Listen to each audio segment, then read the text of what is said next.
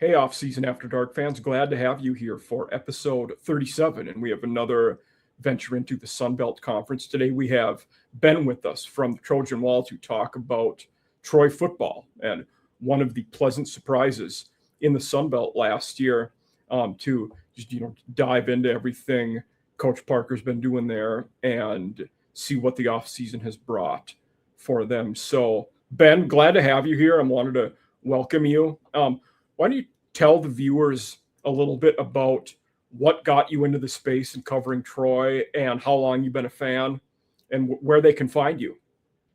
All right, so I'll get the easiest out of the way first. On Twitter, I've been on sports and been running that since about 2009. But I've been going to Troy stuff since about 2001. That was whenever I got to go to my first game. And so it's been a minute since we started this journey.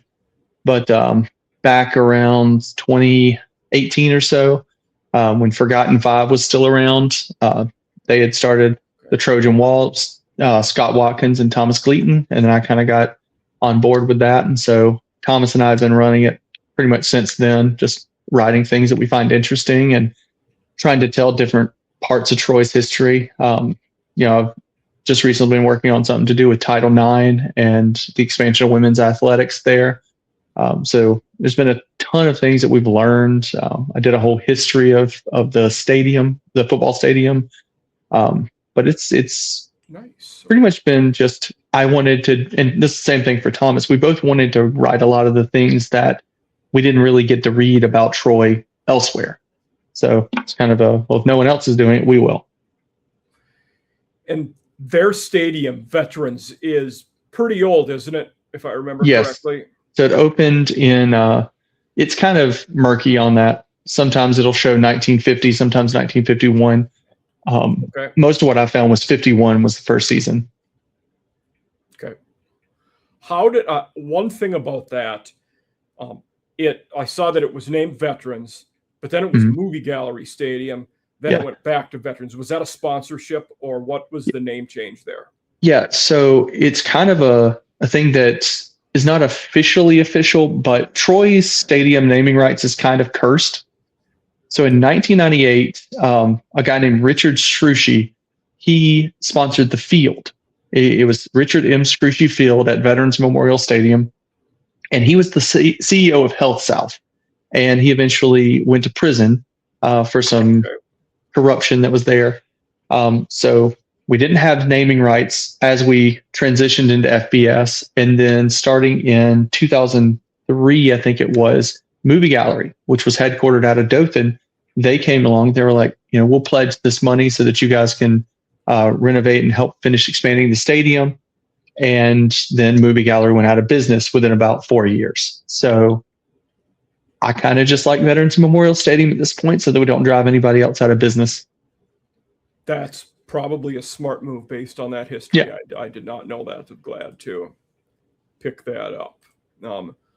But one of the things I had mentioned was, at least for me last year, I was surprised that Troy was as good as they were. I did not expect them to win the West going into last year. Right. Going into it, I remember on this show, I had a Louisiana guest and then a ULM guest. And I told both of them, I kind of figured the Cajuns would repeat as division champs. But then Troy came in last year in year two with Gerad Parker and were really good in the conference, and especially in those division games. They were tough last year. So kind of maybe for our listeners that aren't as familiar with Troy, can you tell us a little bit about, when there was that coaching opening after Summerall left, Parker came in, and what's it been like since then in that roughly 2-year period? So really the thing with Parker was he was such an unknown. There was a large contingent, myself included, that was really thinking Jordan Leslie from West Virginia was going to be the guy. It was kind of like Summerall. His name had been floated before and it didn't work. So it was like, okay, well, now this time it might be him. But ended up Parker was the guy. And, he's got connections to Kentucky, which means he has connections to Neil Brown, connections to John Sumrall. So there's connections to success and to talent there. And then that first year, really, I think it had more to do with the dearth of talent that we didn't have anymore than it did to what was actually in the locker room. I always hate to use that first year because you don't really know what's going on there. You don't know what's personnel, I should say, not necessarily the talent. Especially in the modern game. Exactly. At G6 schools where your roster can get totally gutted in a situation like that. I mean, we had it at Marshall last year. You win the conference, and then the next year you don't go to a bowl game. Exactly. And so, he goes 4-8, but there was signs of life. The Georgia Southern game was one where we really looked at it and was like, okay, that's what we can be. And then really, I think it was about the Clemson game. Even that year, that it was early in the year, but you guys looked okay against Iowa in that, that. Yeah, it was, the first half was good. It just, Iowa's Iowa. They're going to kind of just do their thing until they finish you off, kind of like an anaconda. Yeah. But it was the Clemson game this past year where it was like, okay, this is similar to 2016 when we almost beat them. We came out showing a lot more than we expected, which honestly kind of echoed Neil Brown, where I think he was 5-7 this first year, and then had that real great showing against Clemson, and then things kind of just started going from there. And there were still issues throughout the season. We had quarterback play that wasn't always up to where we would want it. We also had times where you would have the defense that would bend a little too much and would end up breaking. But we also had injuries, so there were a whole lot of things that didn't necessarily work as well as we might have wanted it early on in the year. But it just started gelling towards the end, and we started getting some wins that we didn't necessarily know we were going to get. And we still had some odd games, like we probably shouldn't have lost to ULM, but which it's ULM. But they're also one of those teams now with Vincent, where with the slow pace of play that they do, they're going to pick a couple teams off every year because they're not getting blown out as much. Like they're just the way they play is conducive to having tighter games. And if they can ever get, honestly, their finances right, ULM could do really well. It's just they got to work that out before anything can really get situated there. But overall, that's my worry with La Tech coming in the conference. And I was more, a lot of people were really against Tech. I actually was okay with it, but we have to know they're going to be able to spend and stay competitive in that regard. Right. And, that's one of those things where I keep hearing all these rumors about, the amount of money that ULM does or doesn't have. And I hope it's that they stay. I like ULM being in the conference. I do think they're a good fit. It's just that aspect has to get worked out. But I do think them hiring Brian Vincent was a fantastic hire. In fact, I think it was UAB was in the mix for him. The fact they didn't pick him up instead he was the interim at UAB after the Bill Clark Health stuff, and then they didn't hire him when they hired Dilfer. Right, and UAB's got a big kick in themselves because you can see where that's got them. But it's something I think if they can get those things, Bryant Vincent's going to have ULM, if not contending for the West, they're going to be contending for a bowl game every single year at least. Yeah, I think I hate to say this of another conference team, but the bar for them is so low. If you go to a bowl game 3 of 5 years and maybe contend for the Division I of those 5, that's probably pretty good for a situation like ULM, where if you can get your cycle of the guys you're going to have for 4 or 5 years, you keep them at ULM, and you can have that 1 year where everything clicks. That's probably what you got to shoot for. It's not going to be perennially being a contender.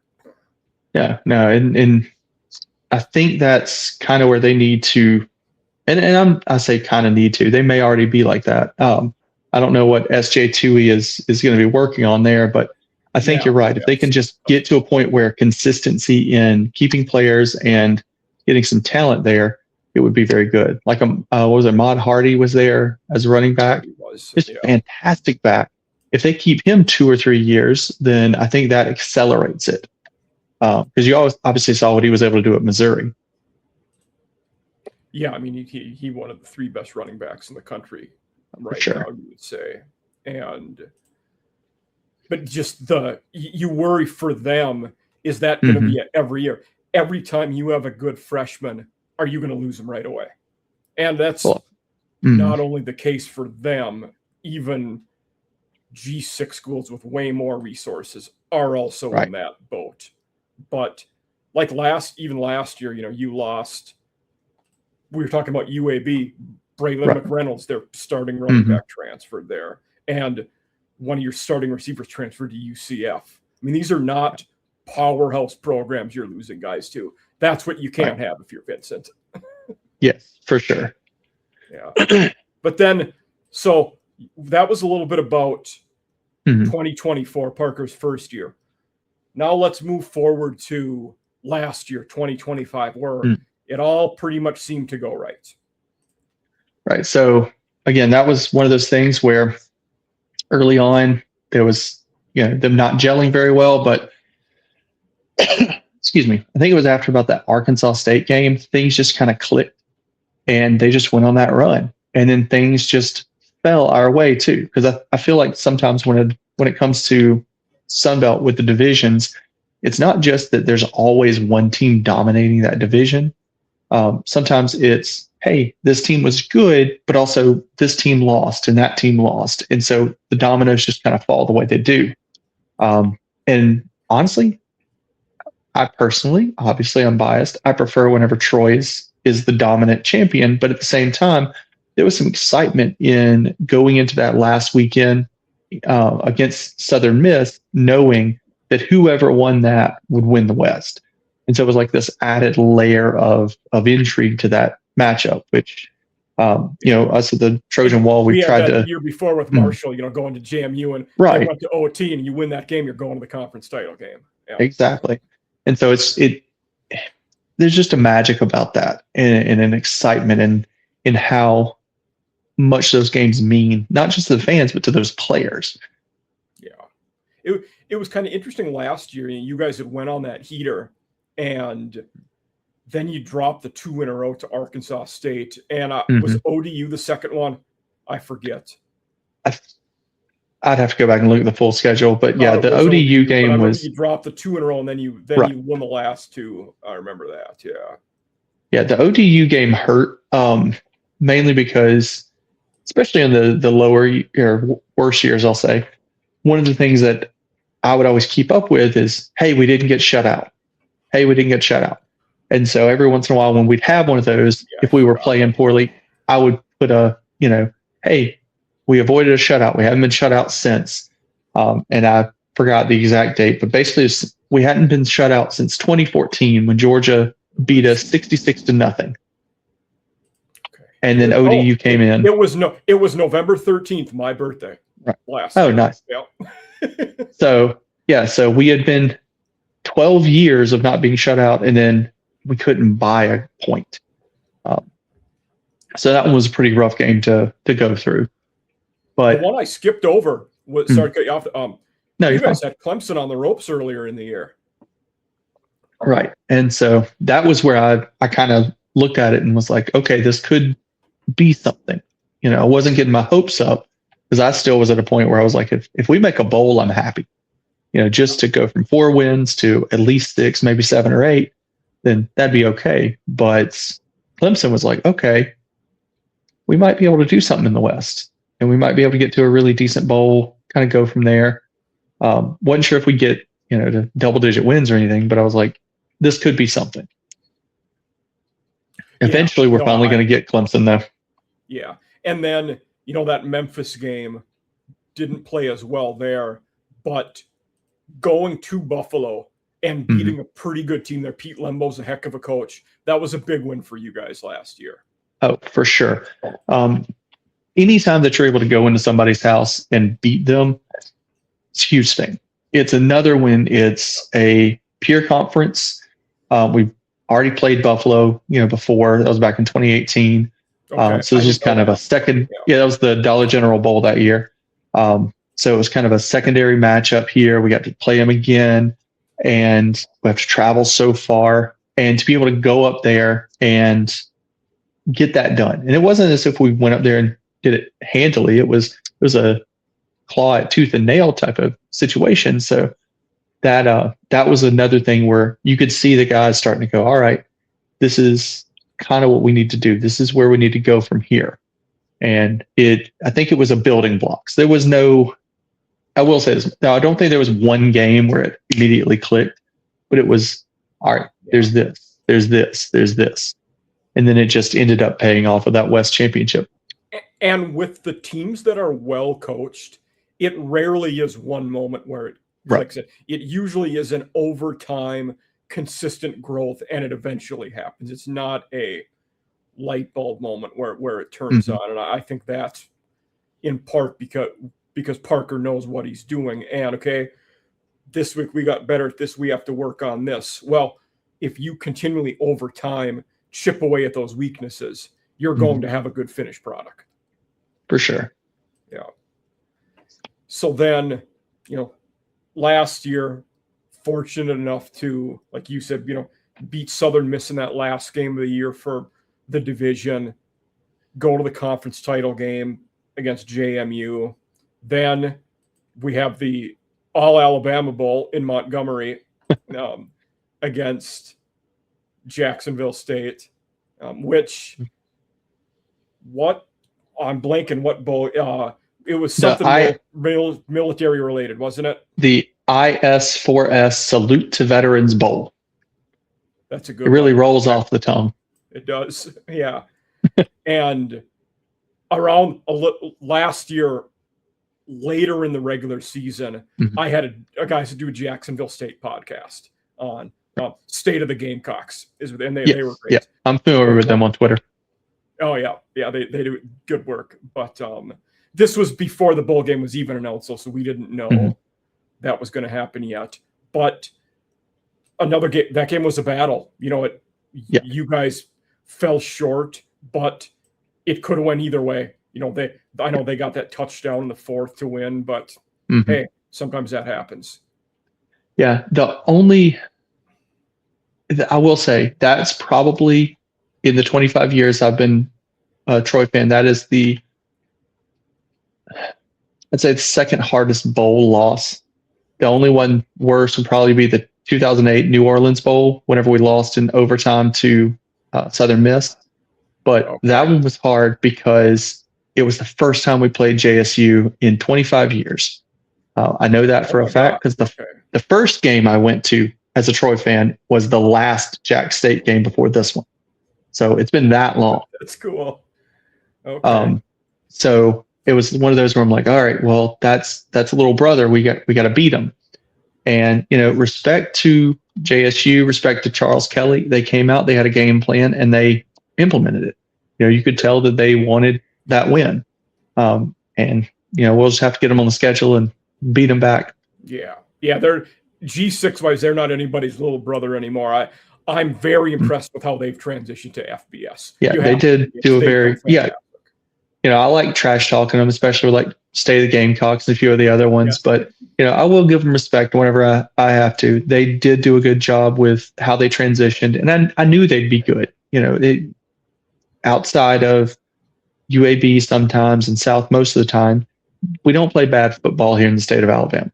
So if you give a team here a shot, they're going to play well. Auburn, but that's Well, they. I only say that for our Auburn viewers, for our group show that we love to tease. Yeah. You're so right. It's the standards are pretty. UAB certainly been on a lull recently, but really they were good under Bill Clark. And for sure. You brought up that's an interesting point that all of the conferences there, or all the schools in Alabama that are FBS, have had their moments recently. They've all been pretty solid. That's I didn't think of it. That's a good way to put it, though. Yeah. I mean, when you look at it, obviously Auburn and Alabama have, and Troy have won conference championships. UAB won conference championships.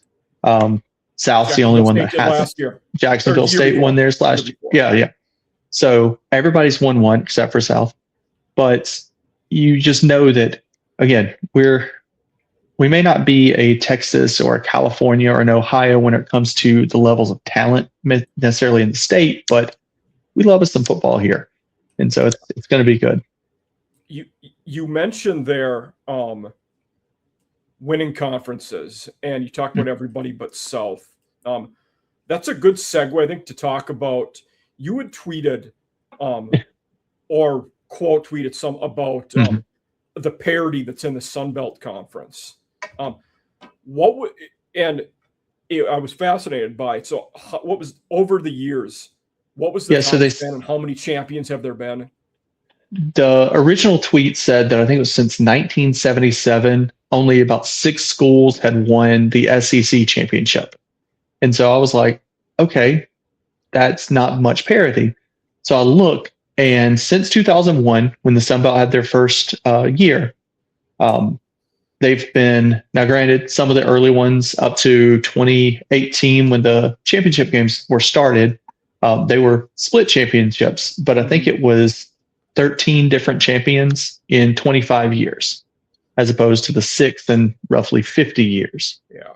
So it's one of those things where, again, I know parity isn't necessarily the only thing, and it doesn't necessarily make a conference good, but it's nice to know that almost any team, South, can win the Sun Belt. They just have to be in the right place and have the things go the right way. Yeah. Well, I think the other one I had come across before I saw yours, and this was a couple months back, but I think going back, it was 9 or 10 seasons. The MAC has only had 2 repeat. Right. Miami, Ohio did it twice. Western Michigan after last year, that was their second. So tremendous amounts of parity in the MAC and Sun Belt, which I think goes to what we were talking about before. When you have the last game of the regular season is for a division title, that usually shows parity. Oh, for sure. I mean, there could be a rare case where it's just the 2 best teams line up that week. But it to me, it shows that there are a lot of competitive teams in each of those conferences. And it's certainly true for the Sun Belt. I mean, going into this year, maybe I'm wrong, but I mean, you look at in the East, I don't think Georgia State is going to be very good. And I have doubts about Coastal. There's a lot of transition there. Right. Everybody else could be competitive. Now, in the West, I think you guys got a leg up on most, but Louisiana should be solid. UL Monroe should get better. Arkansas State, they'll be losing Rainer hurt, but I think they'll be okay. And Southern Miss, they lost Huff, but I think there'll be continuity with Anderson. Like there's going to be competitions in both divisions, I think. I think so. I think you're going to see a little bit more of an opportunity for a new champion in the division in the West than you will in the East. With the West, like you said, Anderson's there with Southern Miss. I don't think they ended up losing as much as Marshall did after Huff left. No. But you've got that. I really think that Butch Jones, if he's not actually actively working for a division title, he's going to play spoiler. Yeah. He's kind of done that pretty much every year he's been there. They're a high floor team. They're never going to just crap out under him. Right. Yeah. They're always going to be competitive. But also, with Louisiana, they've got, Desermo. He's one where I know he knows what it's like to win because he won while he was there as a player, but it's been kind of up and down, and I don't know how much the transfer portal and NIL's affecting that, but they're always at play. It's interesting with him. He was 10-4 the one year. He's been 6-7 the other 3 years. Yeah. So you wonder another year like that, how much patience are they going to have for him? Right. I don't know. And I mean, Louisiana likes to win. So they do. Yeah. And now let's, while we're on that, topic there, the new kids in the conference, Louisiana Tech. Yeah. First of all, how did you feel about adding them? Because, me, nominally, with Marshall, I'm an East guy now. And I felt like most people in the East did not want to add La Tech. I actually thought it was kind of cool. I think they were a decent addition. Mm-hmm. What were your thoughts in it, in a team who geographically is closer to them? So I wasn't really necessarily a fan of the addition as it was coming out. The thing that we've always kind of done with the Sun Belt is there was no more than 2 teams in a state. So Louisiana had 2 teams. Alabama had 2 teams. You could have kind of counted the Carolinas together because you had App and Coastal. Georgia had 2 teams, but there was never really a third. And so I didn't really like the idea of that.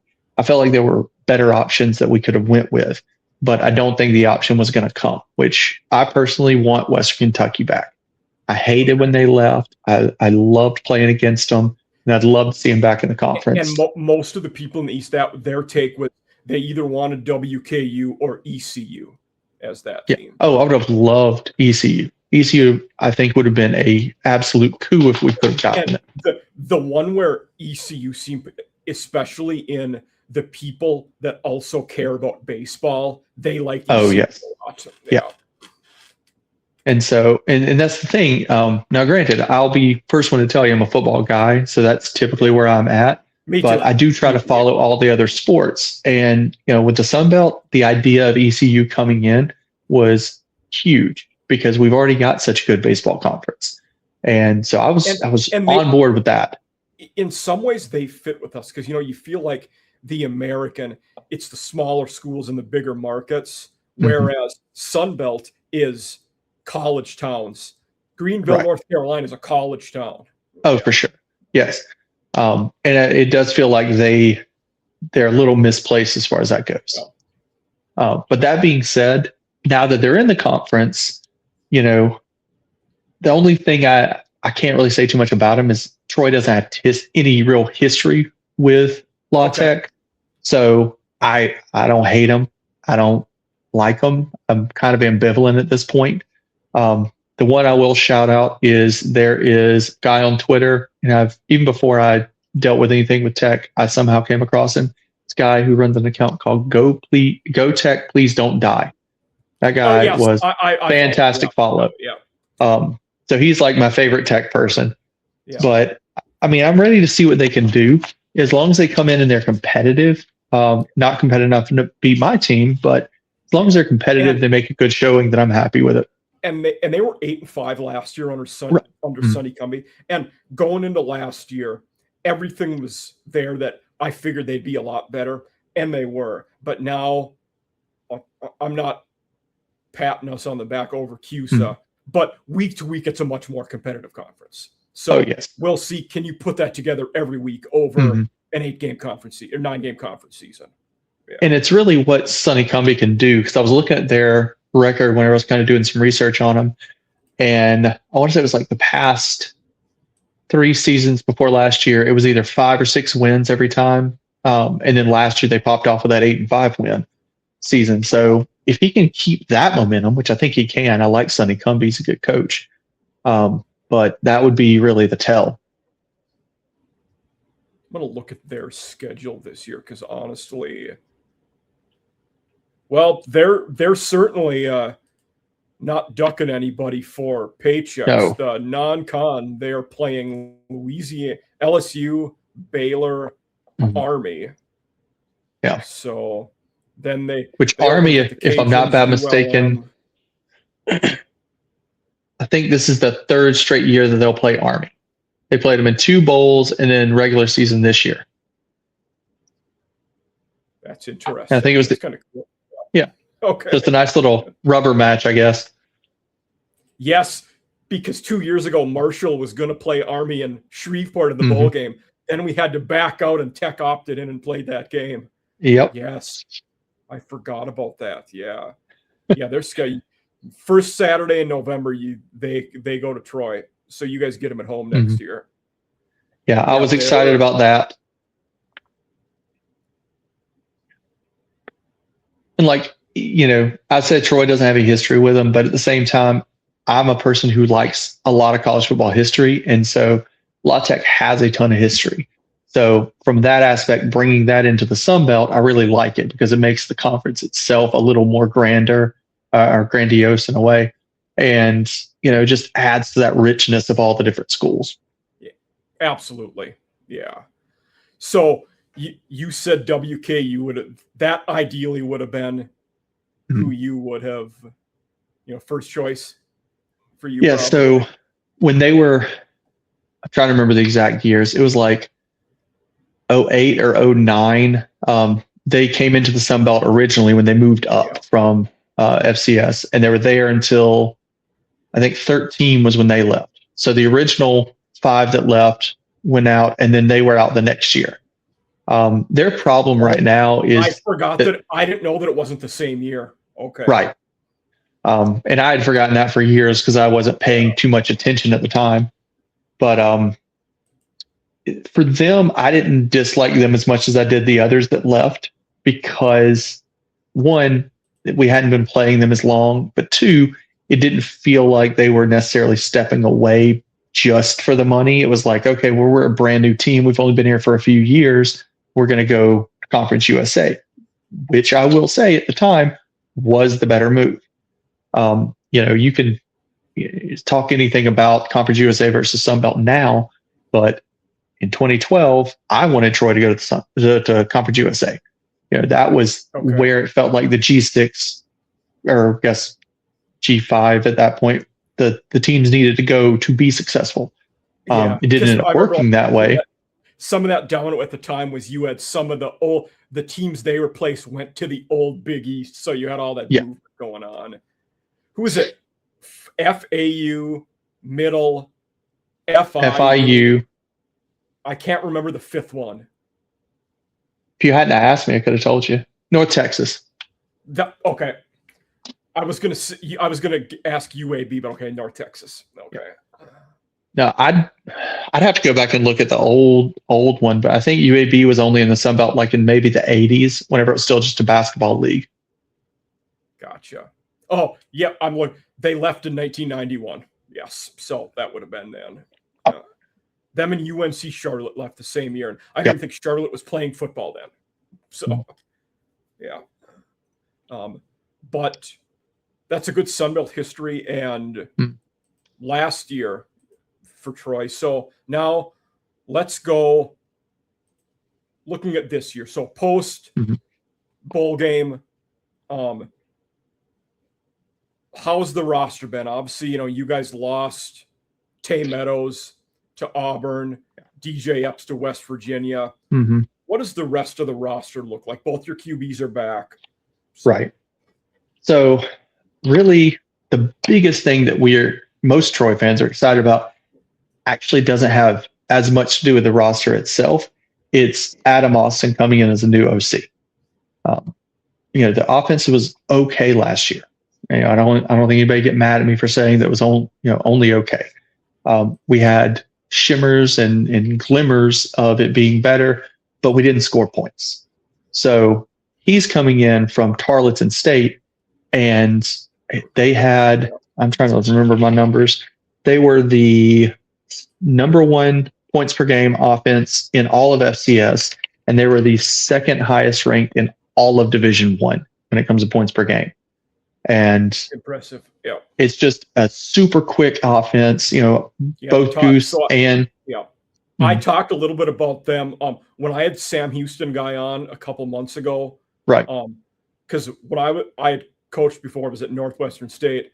Todd Witten, who's at Tarleton now, was Sam Houston's coach back then. So some of our viewers some of these names might be connected and crossing up for our viewers. So, but yeah, Adam Austin though, yeah. Keep going. They were talking about how, as they were getting in the new offense during spring practice, that it was moving much quicker. They could get the ball out much faster, which was extremely exciting because our offensive line, they were doing their best, but we kept getting sack after sack after sack. I'd have to go back and actually look at the numbers on how many sacks we ended up with, but it was way more than we needed. But with that, it gives us a new little bit of life when it comes to the offense. And what I'm kind of hoping is that it's kind of a resurgence of what happened about 20 years ago. We had run, your standard pro set I formation, and it wasn't working. 2005, which was my first year at Troy, we just had a terrible year. I think we went 4-7, and we hired Tony Franklin, who was the progenitor of this iteration, at least of that part of the spread offense. Last year. Yep. Exactly.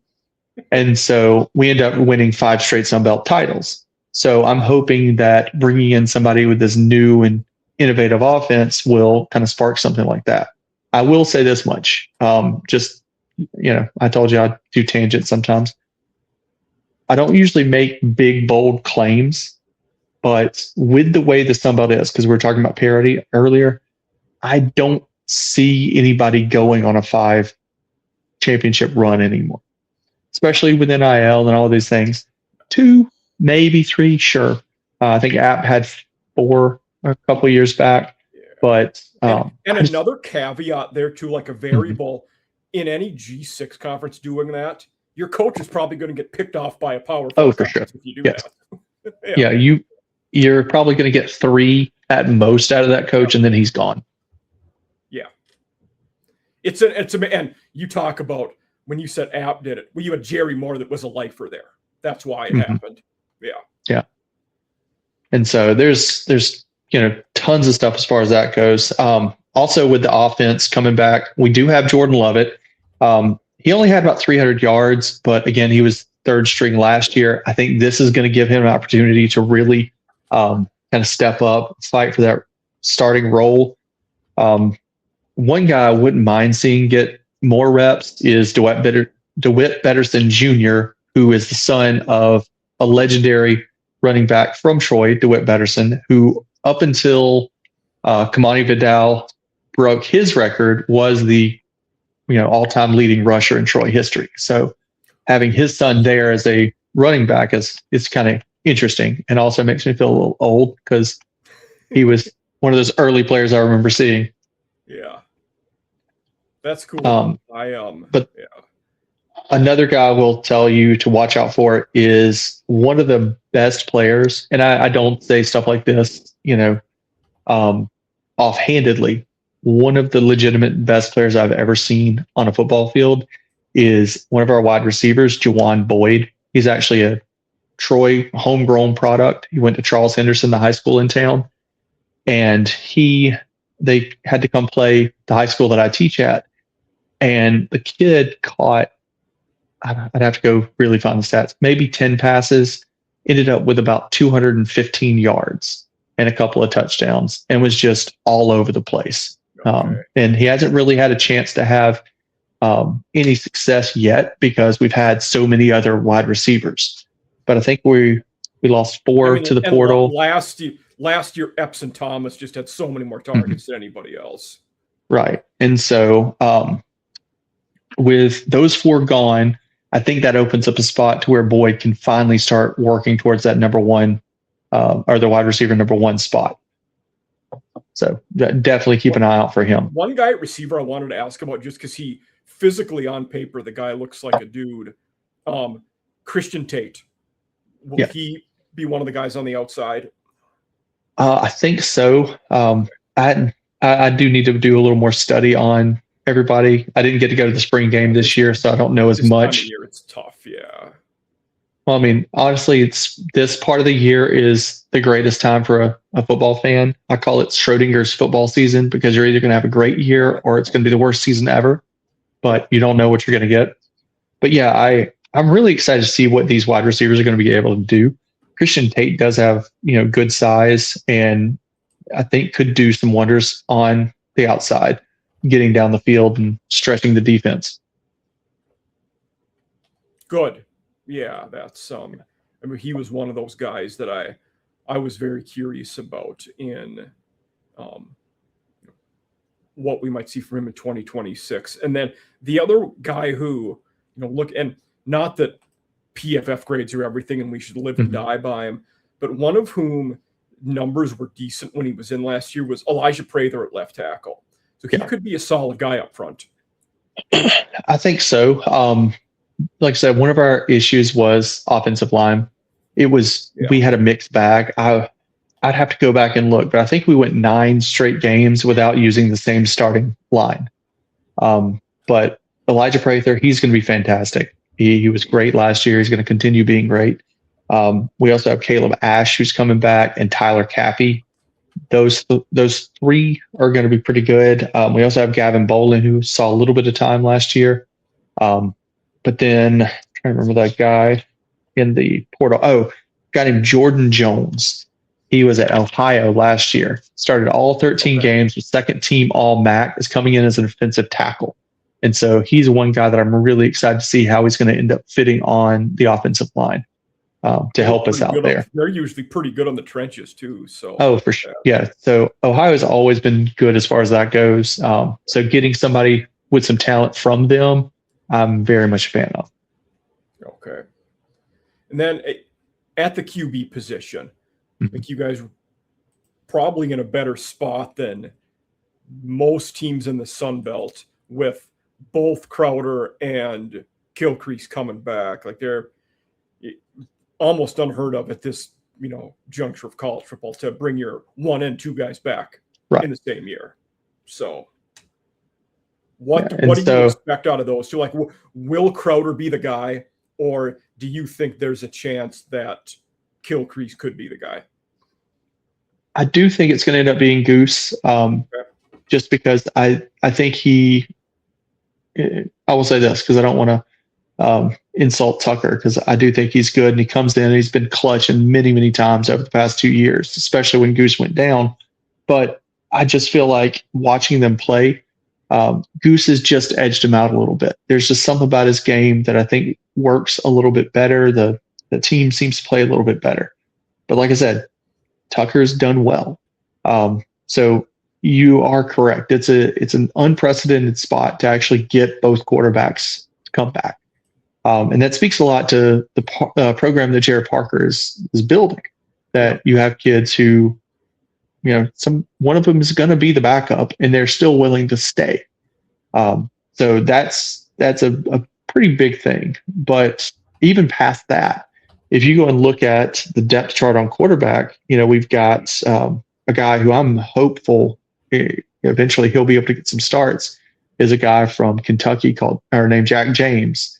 And he's from the same high school that Corey Robinson, who was Troy's great quarterback in the early 2010s.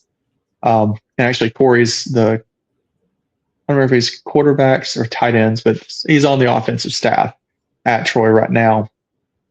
And so he's somebody that if something happens, God forbid, and both of the starters go down, I think Jack James could come in and play pretty well there as well. So it's not just the 1 and the 2, it's the 3 as well. And impressive. The other one that was intriguing when I was looking over the transfers in is there's a kid named Jaden Pete who came over from Tarleton. Now, he doesn't have any stats that I could find, but he knows the system. Logically, it would make sense that in 2 or 3 years he would be the guy. Yes.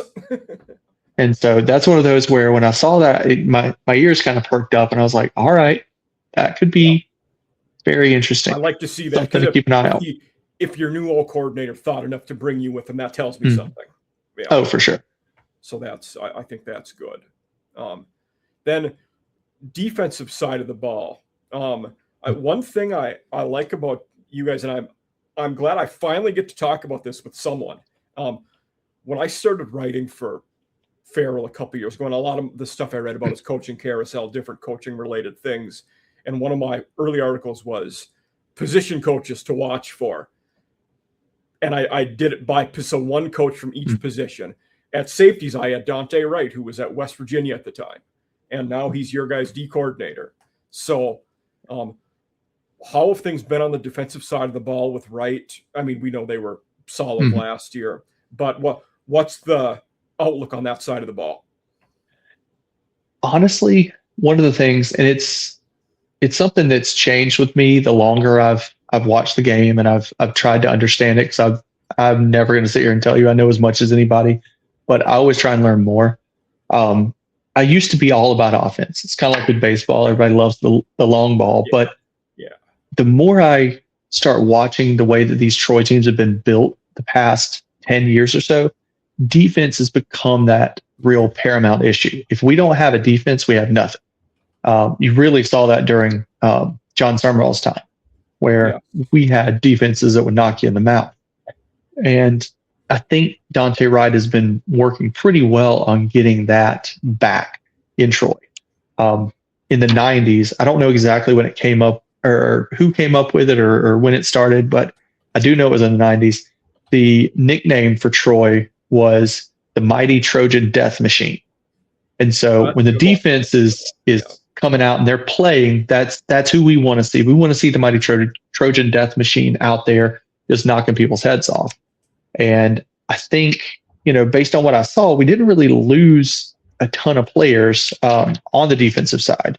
The main ones that I know we kept were Donnie Smith, Cam Curry, Luke Hodges. We also have Justin Poe, who is a phenomenal player, and Jordan Perry. All of them are coming back, and they're bringing a ton of experience with them.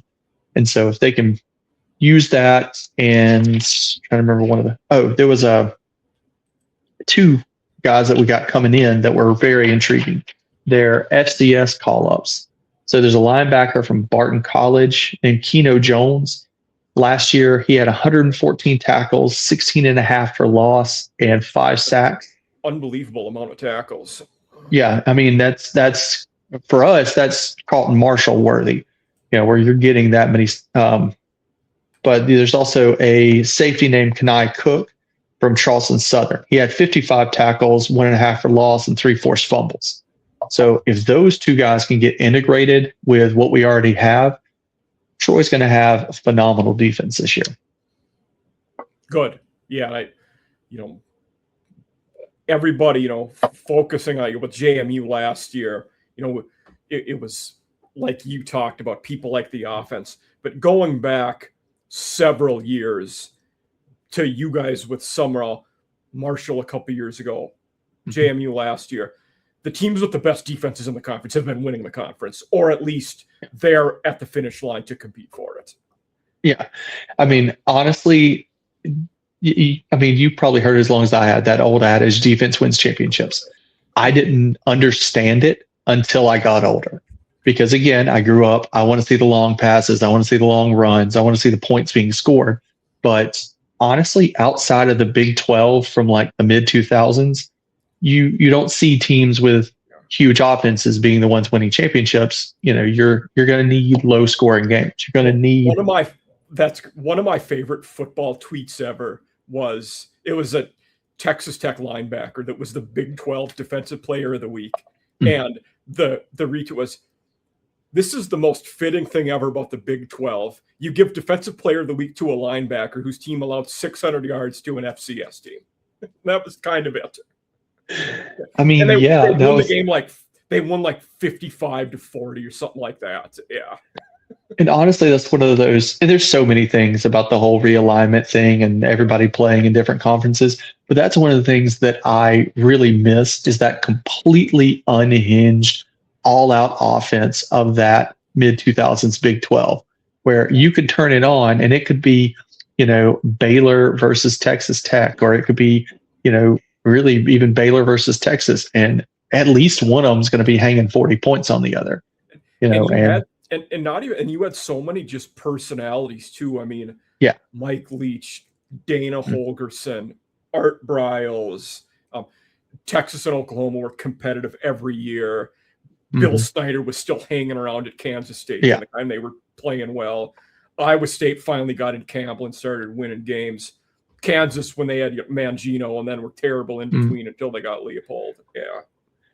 Yeah. And it's again one of those things where you had to be there.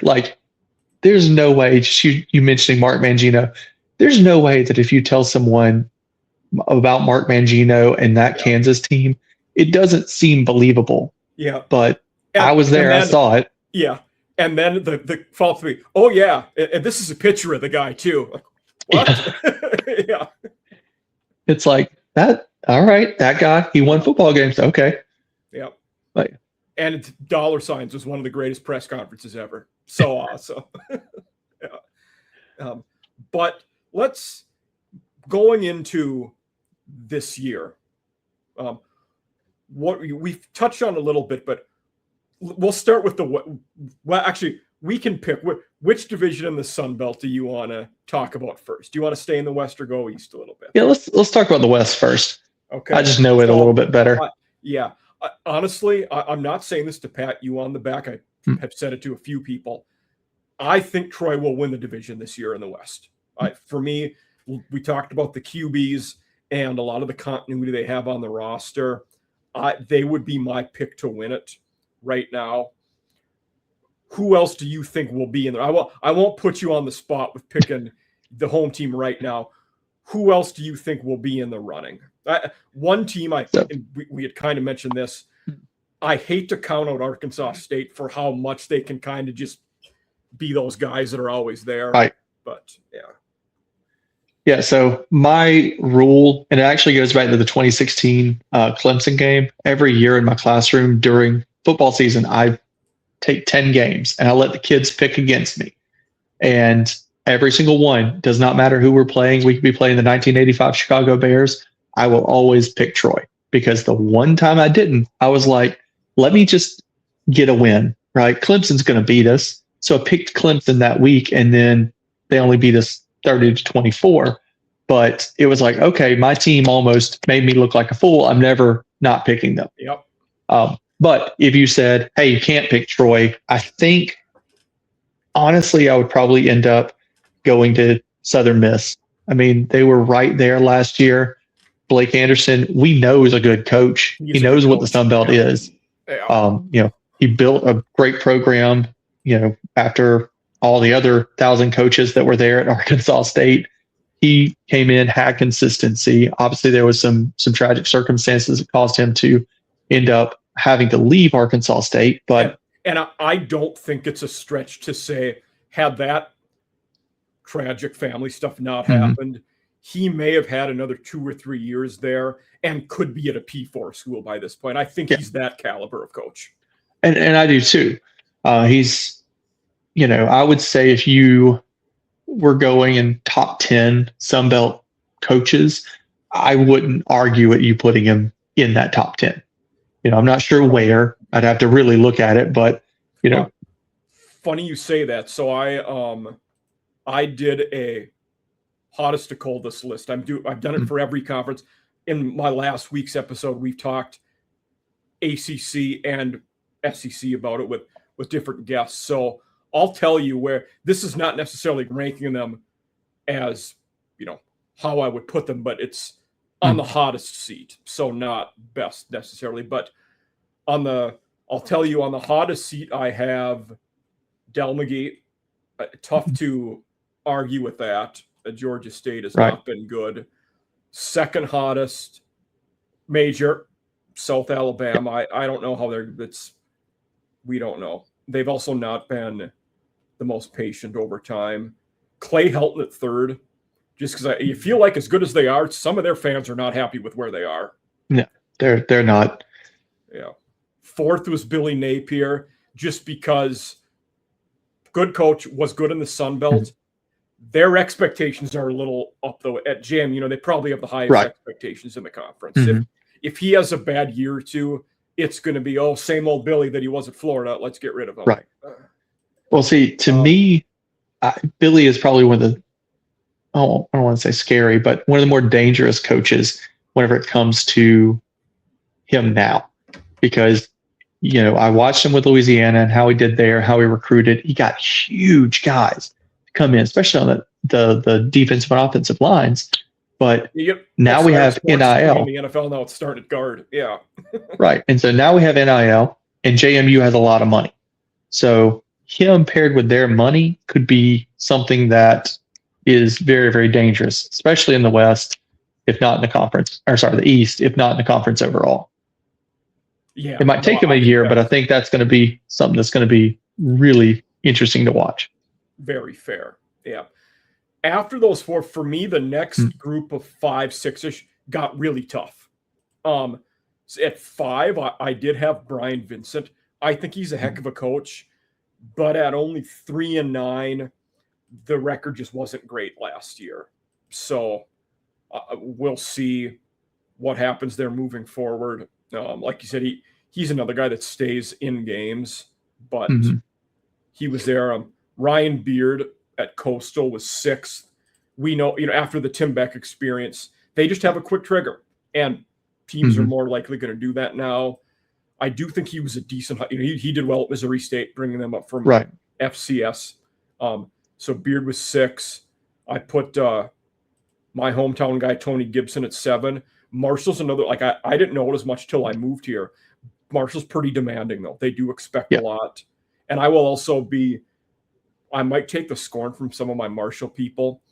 After 2 years ago when we won the conference, our fan base was so insufferable on social media for a few months there that I don't know why it happened, but it did. And you feel free to agree with that or disagree, but it happens to everybody. I'm sure, it does. And everybody's and just the way with Huff leaving right away made it 100 times worse too. And I'm one of you. I almost totally blame the athletic director in that case, because my thought is, you're winning your division, you're going to a conference title game, get that extension across the finish line. I don't care what it takes. Do it. Yeah, that was one where I've not really been shocked a lot of times about moves in the Sun Belt, especially from one to another. That one shocked me because I was like, why don't you pay the man? He just won you a division title and then got you a championship. Pay the man. It might have been beyond that, but I'm sure there was probably something else that we don't know about, but anyway, Gibson was at 7 for me. Dowell Logain's at 8, 5 and 8, and similar to Coastal, App State had a pretty quick hook before him too. So I don't know that their grace period won't be the longest. Desmero at 9, again, a losing record last year. I think being a hometown guy and a alum there gives him a longer leash than most, but that patience also might be wearing thin. At 10, I had Butch. Butch is safe. They would have to go 1-11 to fire Butch. They like him there, and they got a good thing going with him too. At number 11, I had Cumbie. I think after going 8-5 last year and moving conferences, I think Tech is really liking the stability with him now, and they would tolerate a lot, I think, in moving conferences. Right. 12. I put Parker at 12, out of the 14. So, my quote was the year 2 turnaround. You can't argue with that. He was 12. At 13 was Blake Anderson. I think just being in the first year helps him a lot. The kind of a continuity hire, so to speak. Right. And then Ricky Ronnie was the safest guy after, winning 10 games last year. And he also got a pretty good extension, which is going to give him more, grace period there. So I had Ronnie as the safest one. And honestly, ODU had such a massive jump last year from where they were previous couple of years. And so I really think they could make a run for it in the East this year. Good. Yeah. And it wouldn't surprise me. And it's a few guys that I've talked to who are still coaching. They, even when they were losing, they loved the guy. Like they said, Ronnie's a better coach than Brett. Right? These guys had back in their Penn State days and stuff. They're like, Ronnie's a great coach. Like they really liked him. And to him, man, he really knows what he's doing. And they said he's the most detail-oriented person they've ever been around. So nothing but good things to say about him. And the one thing I had asked these guys was, okay, you lost Colton Joseph to Wisconsin. Now, what are you going to do, with the next QB? I figured they'd go in the portal and get someone. They said Ronnie and the coaches there are raving about that Hennikel, or I don't know if that's how you pronounce his name, but it's Hennikel, something like that. But will be a redshirt sophomore this year. Apparently, they love the guy and think he's going to be really good. So yeah, I mean, I'm all about trying to bring somebody in as a freshman and then get them where they need to be, rather than having to go to the portal every year. Absolutely, yeah. No, I agree with you there. So, but to back on what you were saying, I'm also pretty high on ODU, but back to so that was, we kind of got off on the tangent about the coaches, but that's okay. But West-wise, yeah, Southern Miss I think will be competitive again with Blake Anderson, and ULM I think is going to just steadily get better. 3-9 last year. For them, I think it would be going to a bowl game would be a win. Probably that's probably the goal. I think it'd be great for them. Point, yeah. I think I was trying. So I think Southern Miss's QB is that Lynn or Liddy. He's been at La Tech and UAB in his career, and is at Southern Miss now. I think he will end up being the guy. But I also know that Ethan Hampton, who was a backup at Illinois last year, transferred to Southern Miss. So we'll see what happens with the spring and fall battle for the QB job at Southern Miss. But they do return, especially in the run game and on defense. They do return a decent amount. So I think I'm leaning Troy to win the West, but I won't force it upon you to make a bold prediction. Yeah, you may have to twist my arm to say that Troy's going to win. So okay, now in the East, and if I was picking right now, had to pick a winner today, God, I don't want to be that guy that picks both teams to repeat, but it's tough now. I think JMU is going to be solid again. Yeah. And I think Georgia Southern's going to be solid with Helton again. So, well I mean, I agree with you there. Yeah. I'm the type where, and this even goes to like the pros. Like, I think if you're the champ, you have to be assumed to continue until you don't. So if you win the division, you're the one with the target on your back. So JMU's got that target in the East. Troy has that in the West. So they're my picks until something says different. Yeah. I'm curious how Max Johnson does at Georgia Southern now.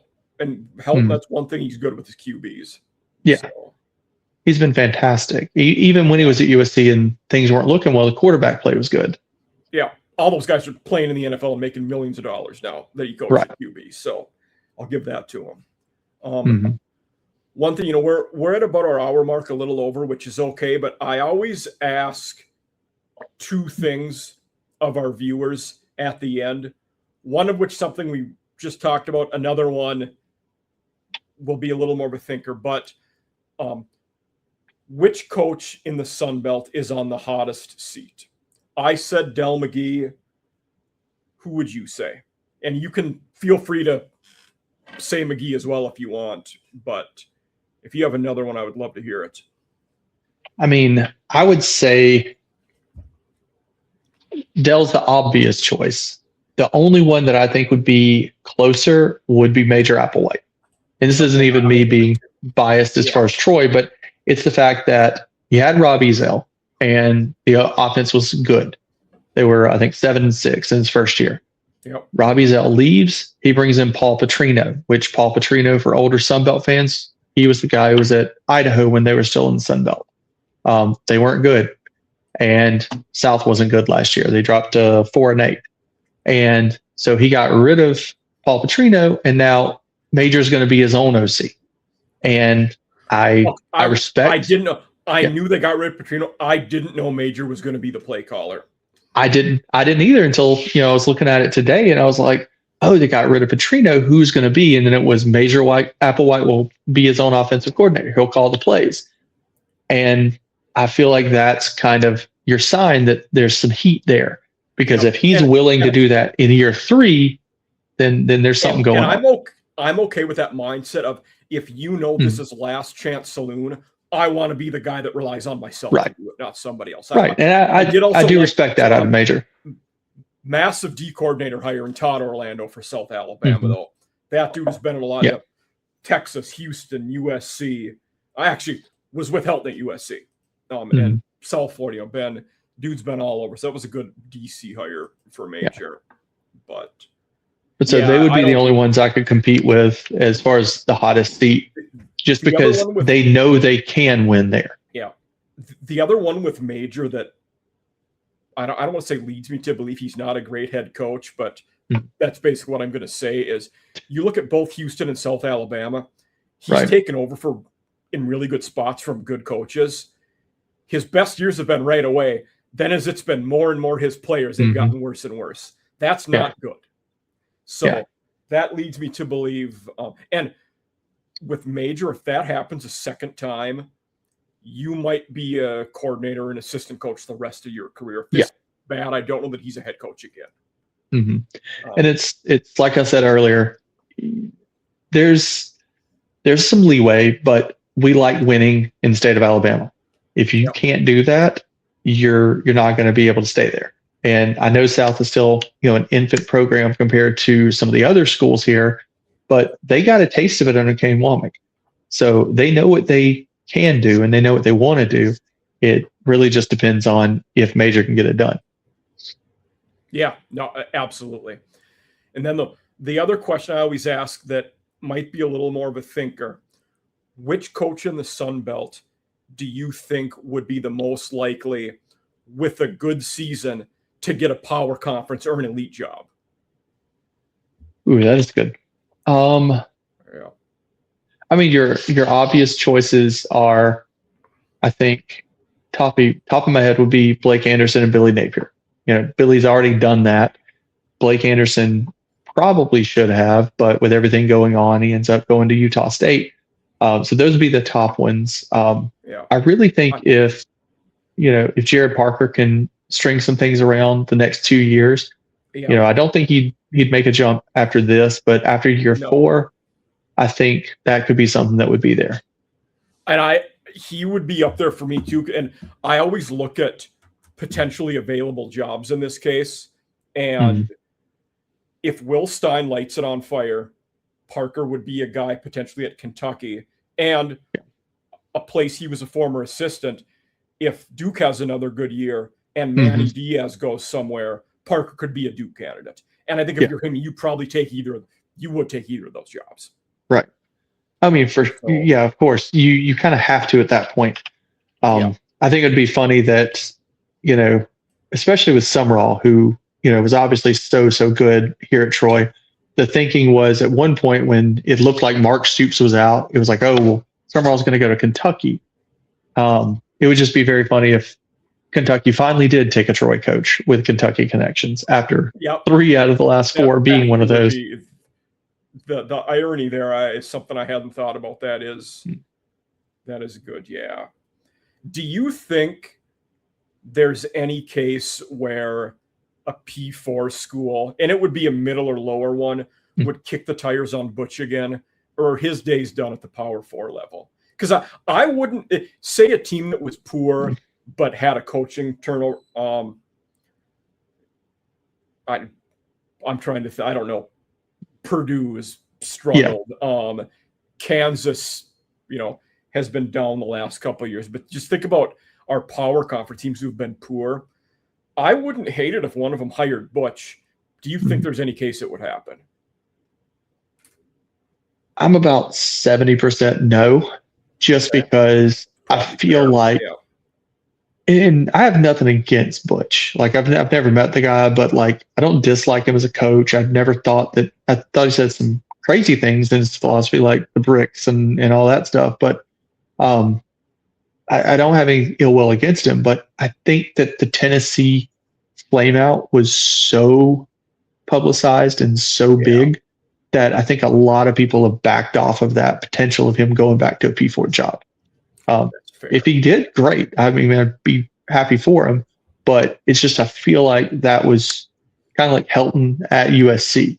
where it No, was I think just that's a fair so out there and it was so blatant how bad it ended up being that them being the front runner for any job it's not there. I think the one scenario I could see it would be if Satterfield doesn't make it much longer at Cincinnati, maybe Butch would go back there. I think that might be the one school that would take him because he was. I think that'd be fantastic. Yeah. I think it'll be a good spot for him to go back to, because it doesn't always work out, but there are those times where a coach goes back to that previous school and it does work.